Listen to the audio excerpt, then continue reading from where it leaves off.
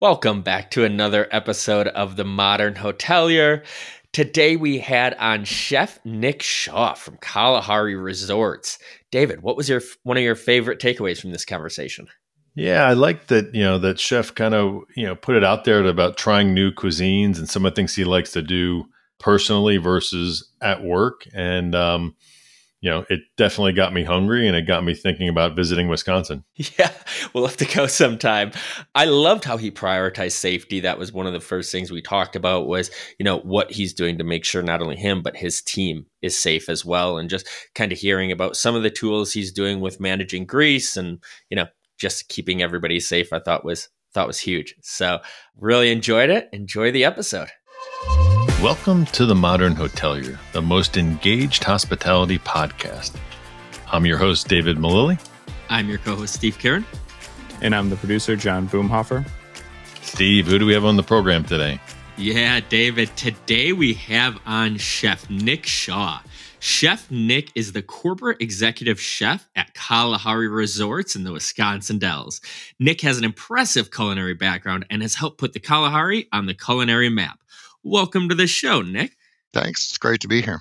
Thanks, Nick. So we're going to go through a couple sections. We're going to go through a lightning round of questions, get to know you a little bit better, your background, your career. And then we're going to dive into some industry topics. Sound good?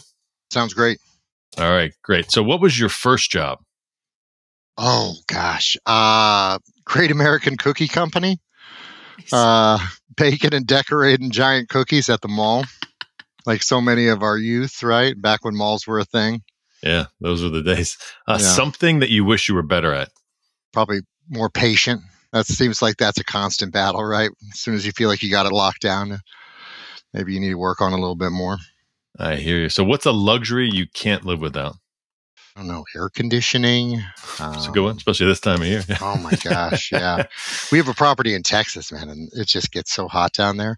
But yeah, no, I love the AC. I love produce that we get up here in Wisconsin is fantastic in the summer. So, what's a superpower you wish you had? Ooh, maybe the ability to read minds. That one would be pretty cool. That would come in handy, right? You could offer a pretty cool experience if you could do that. Yeah, 100%. So what's a place you've never been to that you most want to go? Ooh, right now, maybe Dubai. That seems like just everything hot happening there right now. It seems like a great place culinarily to be. Yeah, I would love to go there. All right, great. Now, if you had your own talk show, late night talk show, who would your first guest be? Oh, gosh, who would my first guest be? Maybe John Butler from John Butler Trio. Big fan of his. Love the music. All right, this is the last one here. If you had a time machine, which way are you going? Into the future, back to the past, and what year you're going to? Oh, I'd probably go in the future and see how things turn out. Maybe 200, 250 years in the future. Wow. Hopefully cool. Everything's going smooth. I'm sure we figured it all out by then. Hopefully. Hopefully we're still here. Yeah. That was great, Nick. Great short answers here. Now we're going to learn a little bit more about you and your background. So you grew up in Southern Illinois, is that correct? Yep. Carbondale. There you go. Carbondale, Illinois. How did growing up in Carbondale shape who you are today? Well, I think, there's a college there, SIU, which I attended, and there was a lot of international students. So I feel like, for as small a town as it was of like 20,000 people, we had a lot of exposure to different cultures, a lot of exposure to different cuisine. And I think that's a huge part of the reason why for who I am. And I think definitely Carbondale had a huge part of that. Yeah. So you went to Southern Illinois University. Did you know at an early age you wanted to be a chef, or did you have some other form of professional that you want to get into?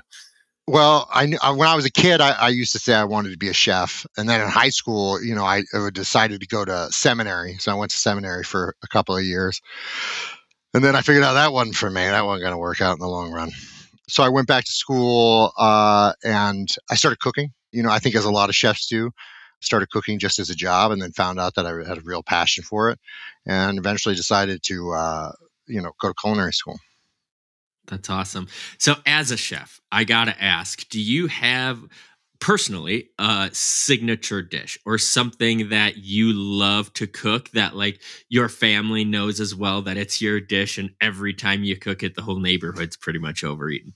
Oh man, I don't know. That's always a popular question for chefs. It's a difficult one to answer. I guess I would say, I really at home we do a fair amount of Indian. I think I make a pretty good biryani. I'm also really into Iranian cuisine, Persian cuisine, so we do quite a bit of that at the house, haresh and Persian stews like that.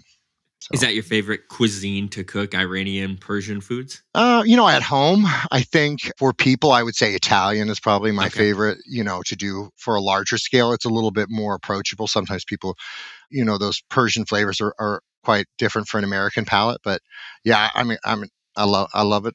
I love the whole flavor profiles, the sour, the sweets. Yeah. It's a lot of fun. Yeah, that's great. That's great. So now we're going to get into your career a little bit more, how you got to where you are today. So you kind of gave us, how you got into going from the seminary to deciding to be a chef. You were the senior sous chef at Gaylord Entertainment, then the executive corporate chef at the Gaylord Opryland Resort. What did those early days teach you that you still take with you at the Kalahari? Oh, well, what I really loved about working at Gaylord and, getting to be an exec there was the chance to work with other chefs. We work as a community of chefs in Kalahari as well. So the chance to learn with them, to cook with them, to live in, I guess you could almost say like a commune of culinary interests. It's not so different from the seminary, really. I mean, it's a big group, mostly guys that are extremely passionate about something. So I really enjoyed being able to work with all the people that I got to work with. I got to work with a ton of really great chefs. And I think I came out better for it. And I still believe that today. So in 2017, you came to the Kalahari and you worked your way up to the corporate executive chef. What excited you about joining the team? Well, I was excited because of the culinary passion that Kalahari has. I think it's something that separates us as kind of a brand. There's a lot of fantastic resorts, but Kalahari specifically is very culinarily focused, or making sure that we have a variety of offerings, and that we're employing the best chefs that we can, we're getting the best product that we can, and that we're delivering the best product to our guests that we can. And it comes from ownership. It starts with our ownership. And they're extremely driven to be the best in market. That's great. And Todd Nelson is the owner, right? He's big into the culinary side of things. Is he kind of the one that kind of inspired kind of to get the culinary side of Kalahari on the map? They started with a pizza place here in Wisconsin Dells. That's what Kalahari was built on.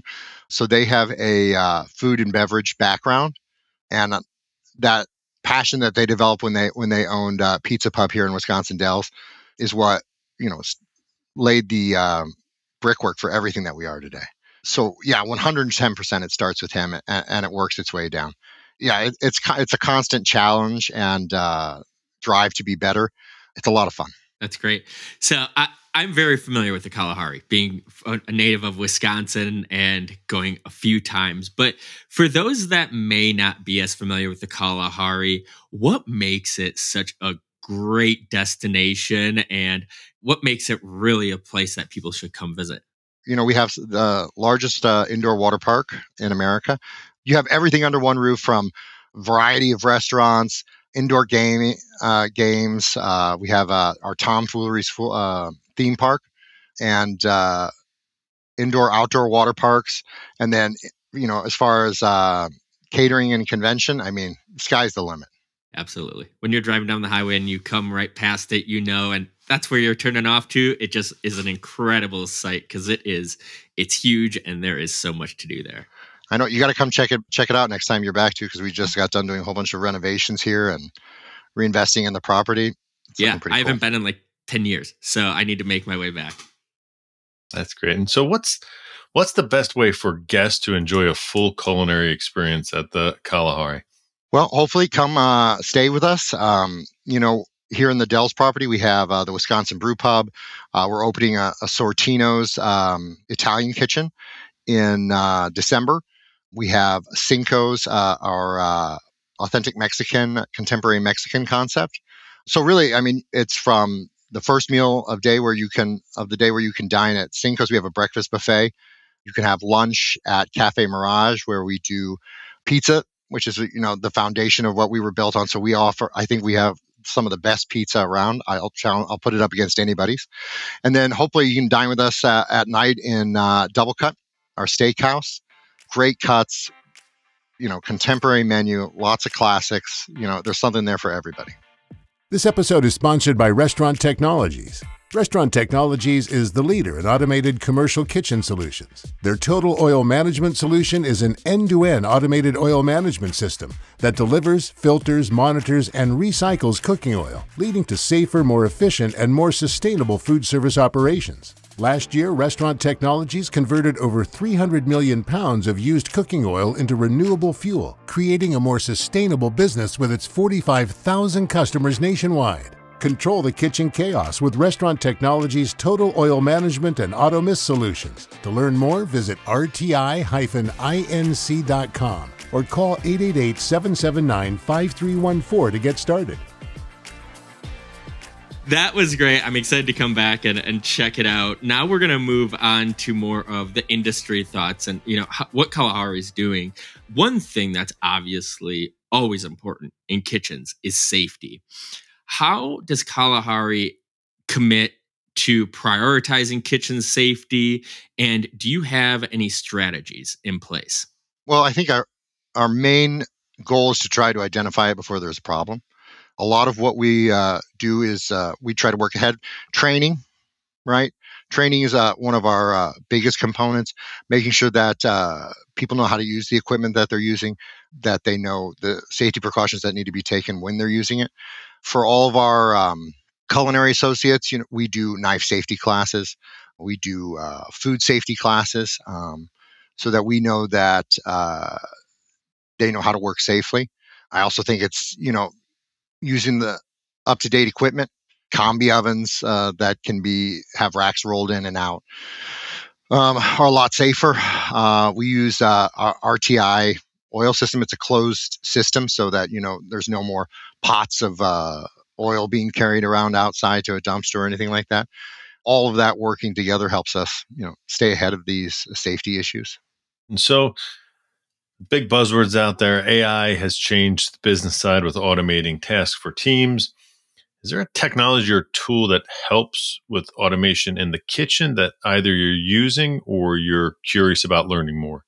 I mean, I think that we're always open to what the future has. There's nothing right now as far as AI that we're currently using or automation beyond, fryer baskets that we can program to drop and to come back up. The pre-programmed settings on our combi ovens, convection ovens that allow us to monitor temperature and to make sure that, that we're following the spec on it on our recipes. Sure. Very cool. So are there any trends coming up in the culinary industry that you're excited about? I think all of the interest right now that people have around eating healthy, there's a lot of energy around people with special dietary needs, gluten allergies, and people who are eating vegan. I think there's a lot of energy around that right now. We're trying to focus in on our menus to make sure that we're staying up to date with people's desire for dietary restrictions. I think there's a lot of energy around, foods outside of what was normally the American palate. We talked a little bit about Persian cuisine earlier. I think that that's starting to become a much bigger trend right now. People are eating more exotically. People are curious to try new things. So we're trying to make sure that we, offer foods that, excite people and that work for their diets.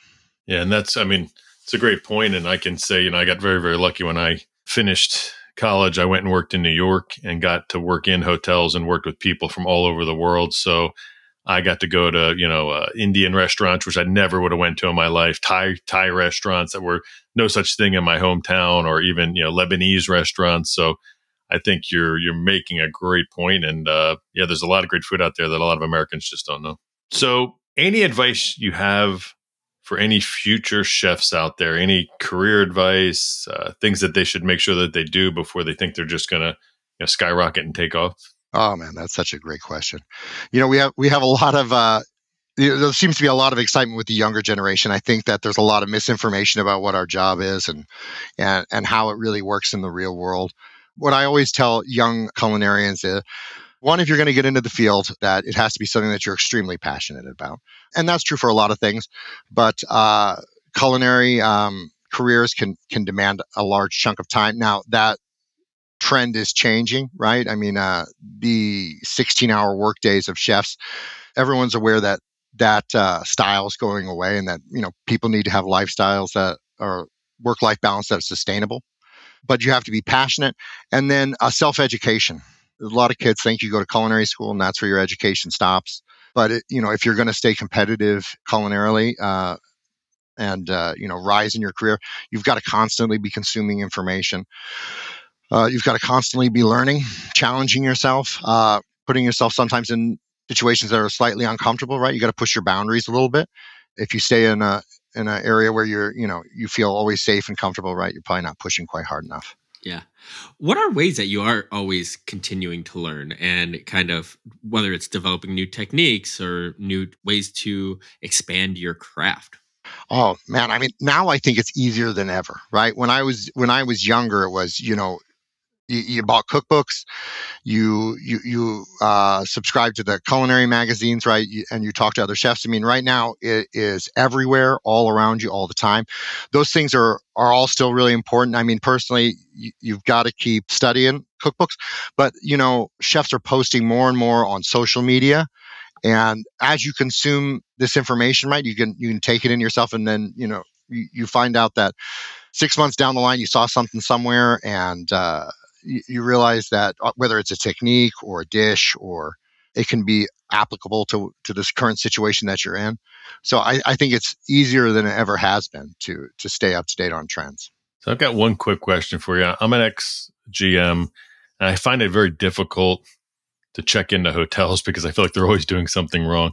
When you go out to eat, can you relax and enjoy it, or are you always thinking about everything that's going into the process?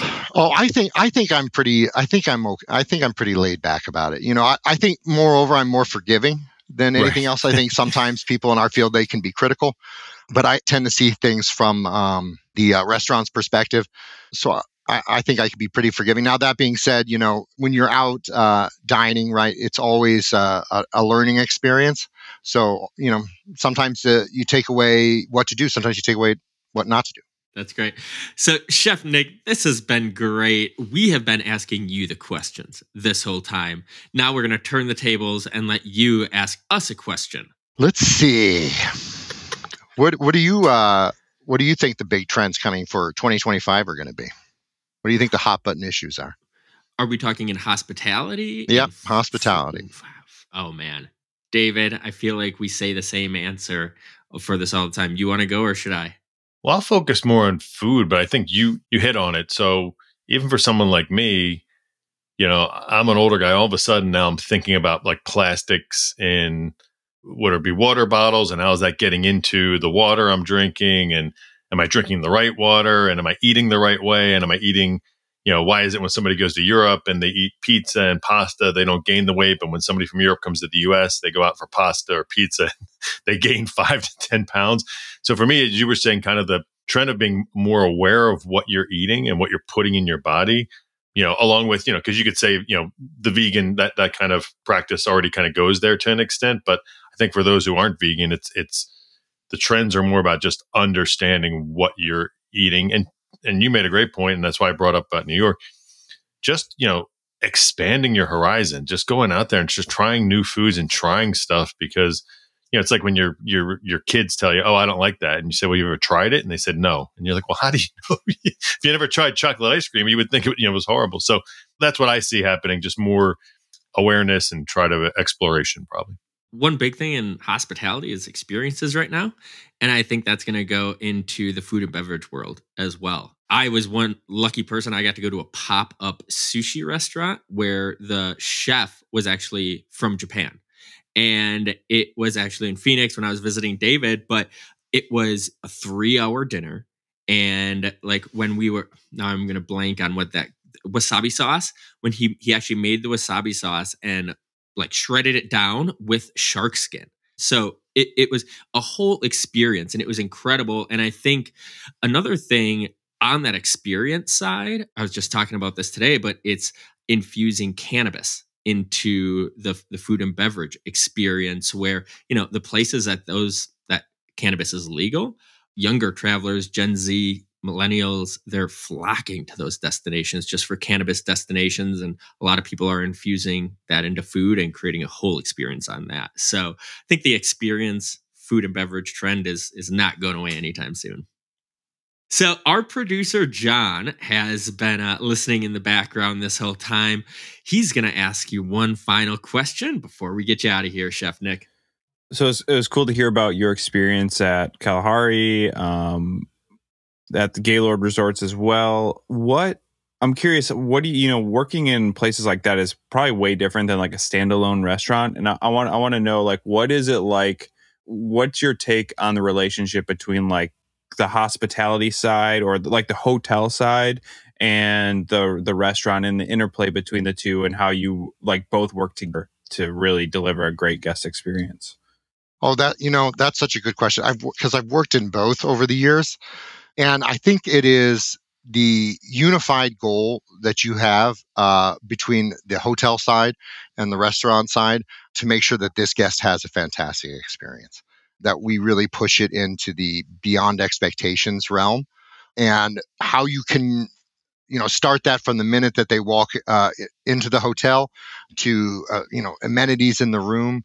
We understand that they're having some kind of special occasion, how we can translate that from the room experience to a restaurant experience and really create a unification for a stay, that can make something really special for a couple, for a family, corporate guests who are hosting an event.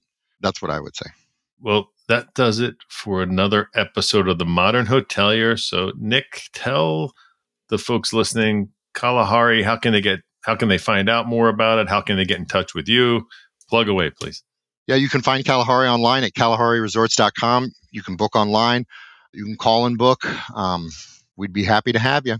Well, that does it for another episode of the Modern Hotelier, the most engaged podcast in hospitality. So whether you're watching or listening, we appreciate you, and we'll see you again soon. And thank you for joining us, Nick. We appreciate it. Thank you, guys. Have a good day.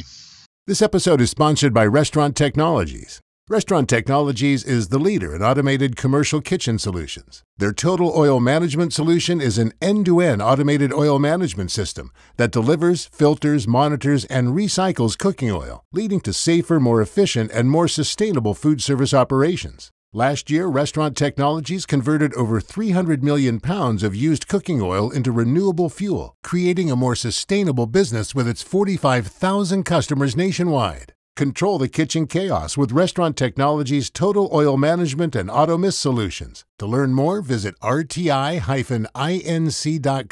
or call 888-779-5314 to get started. You made it to the end of the Modern Hotelier. Thanks for listening. The Modern Hotelier is produced by Make More Media. Make sure to like and subscribe if you're listening on YouTube, or subscribe wherever you get your podcasts. If you know a guest or sponsor that would be a good fit, feel free to email us at hello@themodernhotelier.com. If you'd like to get some Modern Hotelier merch, click the merch button on modernhotelier.com or click the link below. Thanks and have a great day.